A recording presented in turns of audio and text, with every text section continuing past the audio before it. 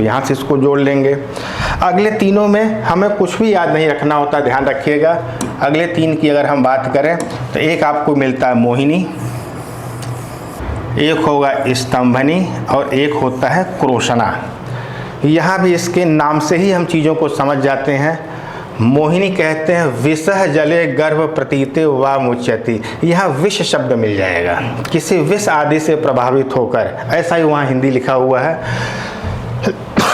तो विष क्या करता है? विष जो है किसी व्यक्ति में मोह उत्पन्न करता है। तो जब यहाँ विष जते शब्द मिल जाएगा तो हमारा उत्तर मोहिनी हो जाएगा। यस्या न स्पंदते गर्भम, जहाँ गर्भ स्पंदन ही न करे, अगर गर्भ स्तंभन नहीं करेगा तो आया हुआ सवाल हम बताएं क्या पूछा गया था, तो उसको हम क्या कहते हैं? स्तंभनी कहते हैं। स्तंभनी सवाल पूछा गया था। देखिए नागोदर पढ़िए, लीन गर्भ पढ़िए, हाँ गर्भ क्षय पढ़िए, हाँ उपविष्टक पढ़िए, कई जगह ऐसी चर्चा की गई है। लेकिन आप सवाल पूछा गया था यस्या न स्पंदते गर्भम, केवल इतना शब्द पूछा गया था।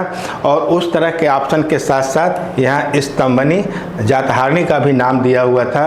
बहुत रेयरेस्ट बच्चे इस सवाल को सही किए हुए थे। तो यहाँ ध्यान रखिएगा, यहाँ गर्भ स्तंभन ही नहीं कर रहा है, उसको हम स्पंदन नहीं कर रहा, उसको स्तंभनी बोल देंगे। और क्रोशना कहते हैं यहाँ पर उदरस्थ जो गर्भ होगा, क्रोशते क्रोशना नाम स स्मृत। यहाँ हिंदी लिखा था गर्भ में आक्रोश उत्पन्न करता है, हिंदी केवल इतना ही लिखा हुआ था। तो हम आपको पहले ही बोल दिए कि लास्ट तीनों को हमें याद नहीं करना है। विष के कारण मोहिनी मोहित हो जाता है, न स्पंदते होगा तो स्तंभनी हो जाएगा, और क्रोशना आएगा तो गर्भ को क्रोशन करता है। इसी को क्या कहा गया है? क्रोशना कह दिया गया।